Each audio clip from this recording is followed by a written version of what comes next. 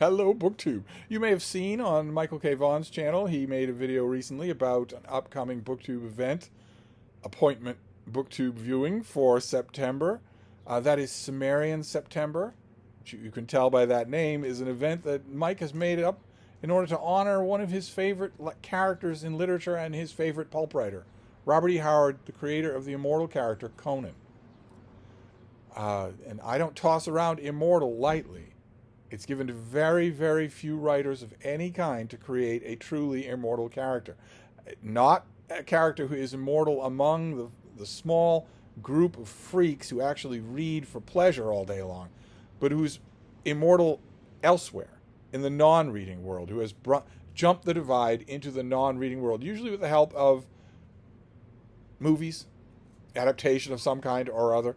But usually not, often not as well. These characters become immortal, whether the writers are good at prose or not. And Robert E. Howard made one of those characters. Conan the Barbarian is an immortal creation, an immortal fiction creation. And in September, we're reading Conan.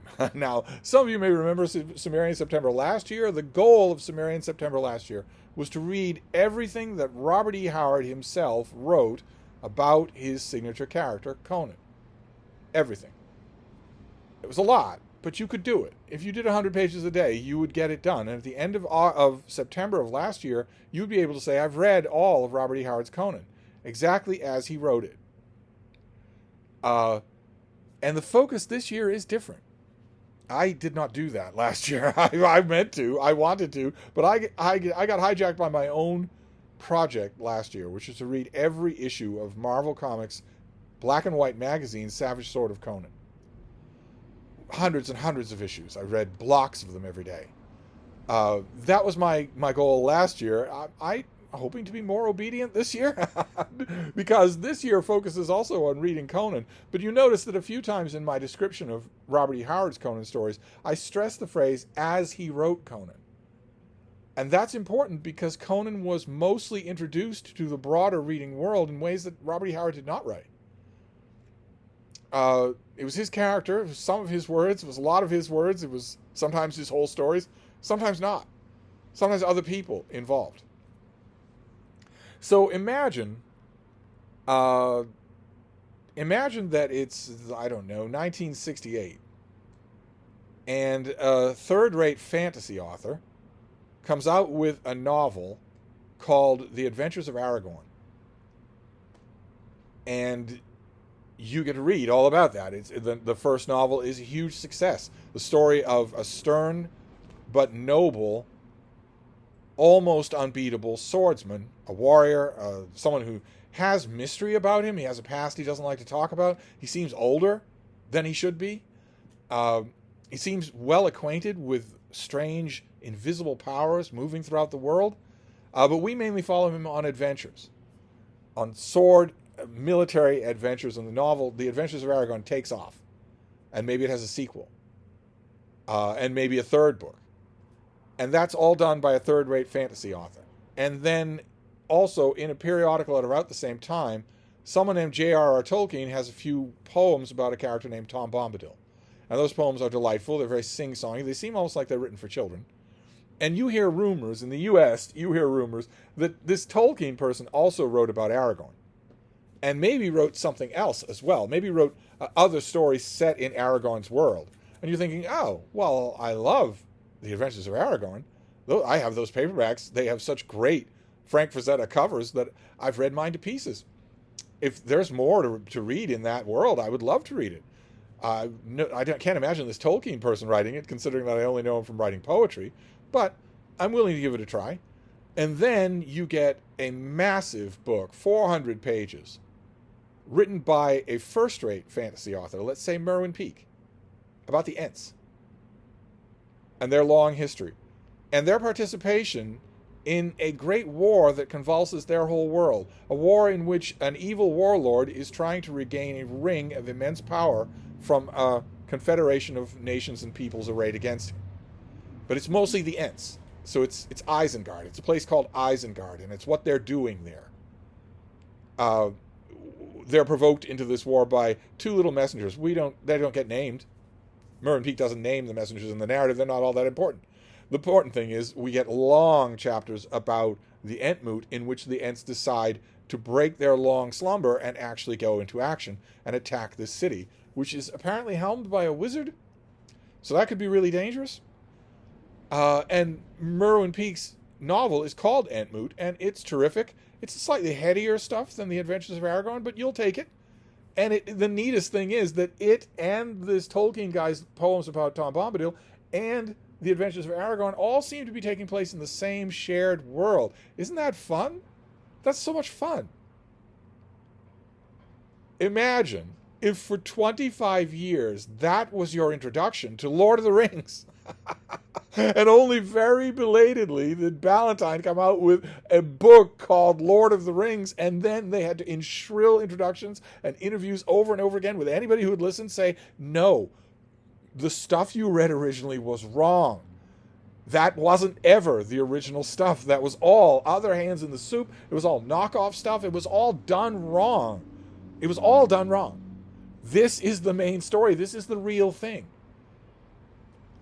You can't imagine that happening with Lord of the Rings. But that did happen with Robert E. Howard's character Conan. Exactly that did. Unless you were following from the beginning, if you were watching Robert E. Howard as a byline in pulp magazines, well, then you had a timeline pretty well nailed down, at least for the stuff that saw print. But for the huge amount of stuff that didn't see print, what did you know? A kid in Iowa? A kid in Texas? What did you know? You took what showed up in bookstores. And what showed up in bookstores for a long time was not what Robert E. Howard wrote. It was not the way he wrote it. It was not the order in which he wrote it. It was not the general gist of what he wrote. He starts off the stories of Conan the barbarian when Conan is not a barbarian, when he's a king of the most powerful nation in his world. The crown sits uneasy on his head, but he is still a king. Long divorced from his savage background. The whole dramatic heft of Phoenix on the Sword is him rediscovering his savage background, of him and especially his enemies realizing that he's not just a normal man, that once upon a time he fought with bears and lions and gods successfully. Robert E. Howard meant, okay, here is this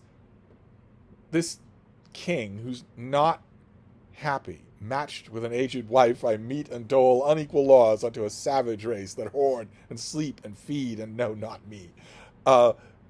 Here's this king. But I like the idea of jumping up from Aquilonia and plopping down at different points in his life to show you the common threads of who the man is, but also how fate and circumstance can find any of us in wildly different circumstances from one decade to the next. That was his original idea. That was the idea of Conan. It was not a chronological tapestry of a story filling in every week in an Apple calendar. It wasn't that at all. But other writers took a hand. L. Sprague de Camp and Lynn Carter got involved with all of this stuff. Glenn Lord found that people found manuscripts that Howard had worked on, maybe not wanted to publish, maybe not finished. Howard killed himself very young. They found plenty of really good adventure stories that weren't Conan stories, and thought, well, Conan's the one we really like. This is the mythos that we want to flesh out here. We want maps. We want the whole epic fantasy folderol. We want multiple books in a series, and Conan's the thing for that. Not a crusader. Conan is the thing for that. So we'll take a lot of these historical stories and we'll rework them. We'll just go in and rewrite them as Conan stories. And on top of that, we will flesh out this character with stories of our own that Robert E. Howard was not involved with at all. We'll do this partly while Robert E. Howard is alive. What can we do to help you? What about your manuscripts? What shape is your literary legacy in? We'll do it at the moment that he is blowing his brains out and dying in a hospital bed, and we'll do it for decades afterwards. In other words, Merwin Peake writing the Entmoot. So that by the time this mess gets to the American public in mass market paperbacks, it's hopelessly muddied. And yet, those mass market paperbacks, these things, were the way this character was introduced to a vast reading public before the movie, before the horrible, stupid Schwarzenegger movie. Before that movie, these paperbacks reached a vast number of people who loved them. I am one of those people who was introduced to this character this way. My next introduction to this character was the Marvel Comics comic book, which by Roy Thomas, which was great, but which also took enormous amounts of liberties whenever Roy Thomas felt like it. And these things they had great cover art. First of all, that made them jump off the stands. And they had all sorts of apparatus. So you got table of contents. You got maps. Just like in a fantasy story. You got a long introduction explaining who Robert E. Howard was, what he did, and also, to give L. Sprague de Camp his due, what he didn't do. L. Sprague de Camp was never trying to pull the wool over anybody's eyes. Did many, many interviews, many profiles, articles, essays of his own, saying exactly what he was doing and why he was doing it. I myself don't think that he had any negative motivations at all. I think he wanted to get Conan and Robert E. Howard's writings to the broadest possible audience of readers. This isn't the way to do it. This isn't the way to do it. This is... He and Lynn Carter and Glenn Lord were in a better position than anyone to know what Robert E. Howard wrote and what he didn't. It doesn't matter if you want a 12 or 13 book series. You should have honored that and publish what he wrote and then elaborate on it, anything that you want. I myself believe that would have worked. These books they filled a much needed void, as Yogi Berra used to say. They scratched an itch. People really wanted this kind of signature sword and sorcery fantasy. I believe that if the original publishers and if that trio of men had decided to do that way, give us Robert E. Howard's Conan just as is, in pure form, and then go back and give us the rest of what you want, I believe it would have been every bit as successful. But they didn't do that. Instead, they did this, and this muddied the waters like crazy. And those waters kept getting muddied even more. The Marvel Comics muddied those waters quite a bit in elaborate ways. We get, oh God, how many ways to think of it. The Marvel Comics, first of all, are pretty much chronological. They don't bounce around in time. So that element of what Robert E. Howard imagined is gone right away. But also, Roy Thomas introduces a character called Red Sonja, who is his adaptation of a character found in a Robert E. Howard story that is not a Conan story. All of a sudden, she's part of the Conan mythos. To most people, she's part of the Conan mythos. There's a character named Baylit. She is the Queen of the Black Coast. She's a pirate queen who is the disaffected scion of royalty. She and Conan fall in together. Conan sails with her for years, and her corsairs for years, and then she comes to a tragic end. And Robert E. Howard dispatches all of that in about 3,000 words. In the Marvel Comics, that's 60 issues. That's years that she was a co-star in Conan's book, and on and on and on. And so if you were a Conan fan back then, you were bouncing between those comics, which were great, and these books. But you unless you were springing $45 for a collector's item of an old issue of Weird Tales, you weren't getting anything of what Robert E. Howard wrote the way he wrote it. And then, of course, subsequent editors did come along and did fix that, so that now it is possible for you to go to a bookstore and get Robert E. Howard's Conan, 1 big volume, 3 trade paperbacks. Now it is possible to do. And I don't think anyone would ever try anything like this again. Robert E. Howard came belatedly to the respect that his literary legacy deserves. He didn't get it right away. I would argue mainly because he wasn't around to protect it. And whose fault is that? I'm not saying that suicide is a mortal sin. I'm not going all Catholic on you. But I am saying it's dumb. It is universally dumb unless you have a medical reason. And Robert E. Howard didn't have a medical reason to kill himself. His reason for killing himself is he didn't think he could live without mommy. Well, plenty of people live without their mommies. You can definitely do it. He knew already he was creating something special with his fiction, and he could feel, I know it, he could feel how much more potential and power he had, who knows what he would have created in his 40s. So it might not be a sin, because there's no such thing as sin, and there's nobody watching or keeping track of sin. But it is dumb. But he did it anyway. If he hadn't, he would have been around to protect his copyright. Might even have thought a little more seriously about it than he did when he was alive. But the publishing world is never going to go back. No one's ever going to say, well, if you want to know where to start with Conan, you start with this book by L. Sprague de Camp and Lynn Carter. No one's ever going to do that. These things are gone. I don't think they'll ever be reprinted, specifically because they muddy the water. And the idea that Mike has for Cimmerian September 2024 is to go back and read these books. Now that we all know where things stand, now that we all know that Robert E. Howard's original vision, his original idea of this character was right, because, of course, the original creator, you have to let them be the original creator. They might not be as talented a writer as you are. I happen to think that Howard, at his best, is more talented than any of the people that I've mentioned.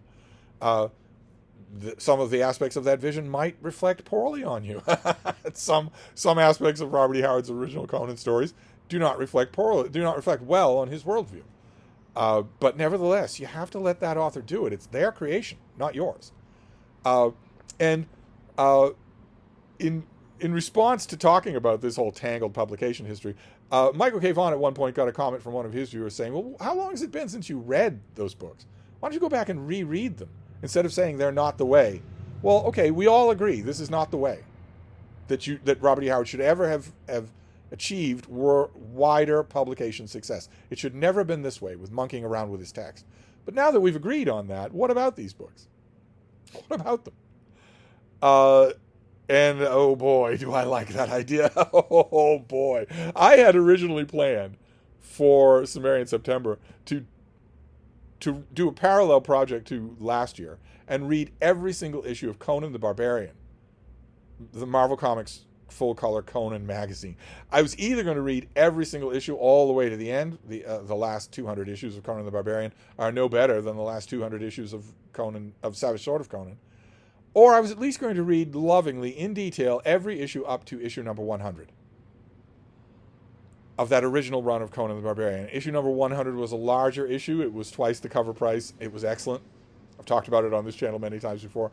I was either going to do that or I was going to read the whole run. But now, now I want to dig into these books. I want to do it in a specific way. I want to dig into these books without being a pedant. I don't want to cross-reference which sentence came from the typewriter of Robert E. Howard and which sentence came from a document that Glenn Lord says he found in a Robert E. Howard closet, but no one knows that. No one knows anything about that original document that he says he found except him. No one's seen it except him. I don't want to worry so much about where Lynn Carter starts and stops and where Robert E. Howard starts and stops. Instead, I want to read them as books. What are they like as books? It has been a long time since I read all these things. It has been a long time since I read them.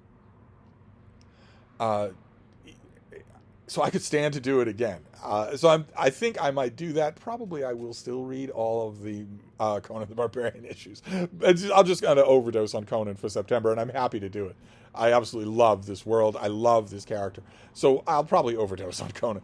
But I wanted to show you, this is the first one. But then there are a bunch of others that were done by first Lancer and then Ace. And I have a weird collection of these things. It's very strange. Like there's Conan the Usurper. There's a fantastic Frank Frazetta cover there. And then I have 2 copies of Conan of Aquilonia, which has no Robert E. Howard at all. This is all L. Sprague de Camp. And it's not a Frank Frazetta cover, but close enough. This is an older Conan with one of his sons, Prince Khan, on the cover there. So that's all the way at the end. Then I have 2 copies of Conan of the Isles, also a much later storyline. That I have. What is this? These are both Ace, but they're 2 different time periods. I don't know why. I have doubles and more of some of these things, and there are some that I don't have at all. I have, like, for instance, Conan the Warrior. I have Conan the Warrior, Conan the Warrior, and the Lancer, Conan the Warrior. So ridiculous that I have 4 copies of this thing. I have 2 copies of Conan the Buccaneer, one by Ace and one by Lancer. All these things are beaten up, but they really take a read. You would think they'd be delicate, but they're not. And then Conan the Avenger, just 1 copy. Conan the Freebooter, just 1 copy. And Conan the Conqueror, just 1 copy. And I don't know if that's all of them. Off the top of my head, I think I might be missing 1 or 2. And then there's this weird thing, Conan and the Treasure of Tranikos, by Robert E. Howard. Is it by Robert E. Howard? This is Conan and the Treasure of Tranikos, and this is illustrated. This is one of those illustrated mass market paperbacks that has these things in it. But if you go all the way back to the first one, Conan the Barbarian, you go to the table of contents. God in the Bowl, Rogues in the House, Hand of Nergal, Chains of Shambhala. Okay, what about Conan the Usurper? Yeah, the Treasure of Tranikos is the first story in Conan the Usurper. So it's weird. Even my collection reflects the weird piecemeal nature of Conan's publication in mass market paperback. So it's time to explore these. And I have these all as ebooks, so I have 4 copies of Conan the Warrior, I have 2 copies of some of these others. I'm sure there are some that I don't have any copies of, but I have them all as ebooks. So I'm going to do that at least for Cimmerian September. I wanted to put the idea in the back of your head to sink into the world of Conan the Barbarian for September. Maybe read one of these pastiche novels and see. I guess we have to call this a pastiche novel, or do we? Talk about some of the subjects that I brought up on this channel. What is this? In some stories, Elsprague de Camp and Lynn Carter and Glenn Lord are changing individual lines of a Robert E. Howard story, warping some, lengthening others, truncating others, on a line-by-line basis in the manuscript. So that,